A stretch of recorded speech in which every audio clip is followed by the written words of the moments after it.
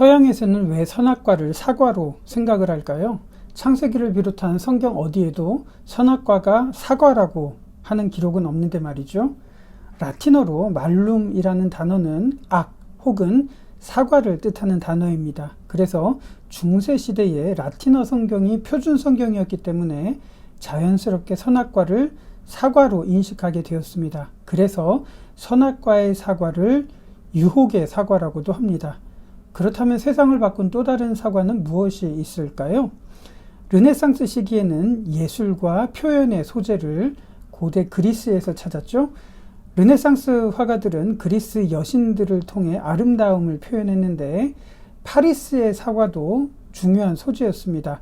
바다의 여신 테티스의 결혼식에 초대받지 못했던 불화의 여신 에리스가 황금 사과를 던지면서 가장 아름다운 여신에게 라는 글자를 써놨습니다. 이 글자를 본 헤라, 아프로디테, 아테나 여신은 이 사과가 자신의 것이라고 우깁니다. 이때 제우스는 트로이의 왕자 파리스에게 이 판결을 맡겼고요. 파리스는 세상에서 가장 아름다운 여인을 주겠다는 아프로디테가 이 사과의 주인이라고 판결을 내립니다. 세상에서 가장 아름다운 여인은 스파르타의 왕비 헬레네였고요. 이로 인해서 트로이 전쟁이 벌어지게 되죠. 파리스의 사과를 탐욕의 사과라고도 하는 이유입니다. 그리고 1665년에 영국의 창궐한 흑사병으로 인해서 대학들이 휴교령을 내리고 학생들은 집으로 돌아갑니다. 이때 캠브리지 대학에서 집으로 돌아왔던 한 젊은이가 나무에서 떨어지는 사과를 보고 만유인력의 법칙을 발견합니다. 그래서 뉴턴의 사과를 이성의 사과 혹은 과학의 사과라고도 합니다. 뉴턴은 이성의 시대를 열었습니다.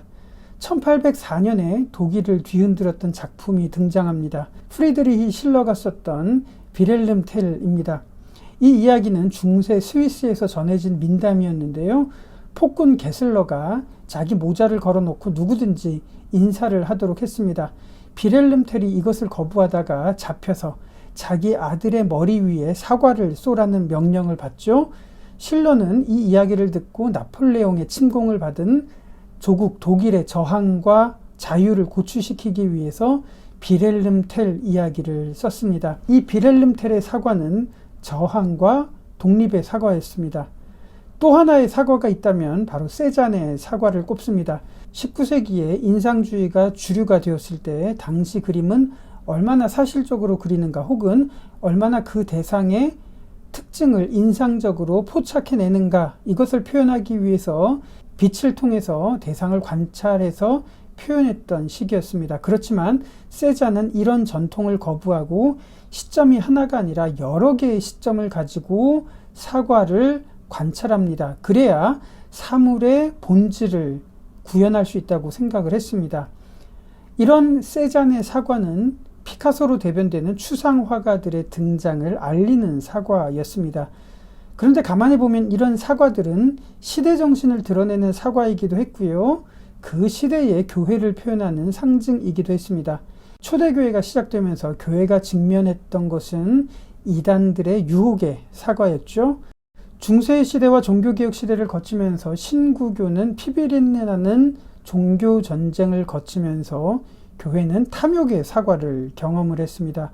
그리고 성경이 이성에 의해서 재단되는 시대에는 이성의 사과에 직면해야 했습니다.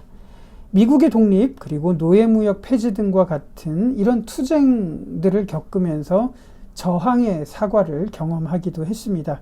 그리고 20세기에는 인권 문제가 대두되면서 바로 교회는 세잔의 사과에 직면하기도 했었습니다. 이런 사과들은 세상을 바꾼 사과입니다. 그렇다면 앞으로는 어떤 사과가 세상을 바꿀 수 있을까요?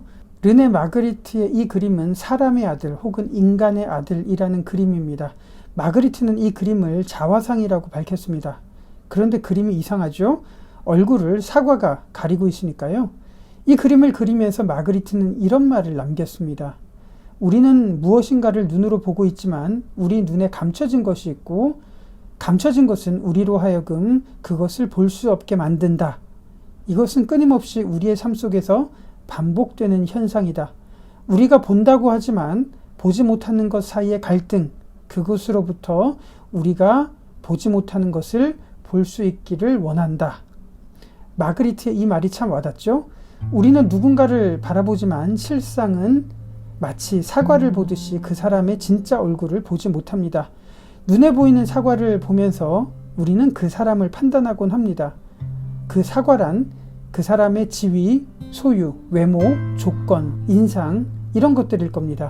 우리 눈에 보이는 것과 숨겨진 것 사이의 갈등, 그 갈등을 걷어낼 때 진실의 영역으로 들어갈 수 있다는 마그리트의 말은 앞으로 교회가 어떻게 세상을 변화시킬 수 있을지를 알려주는 조언이라고 생각을 합니다.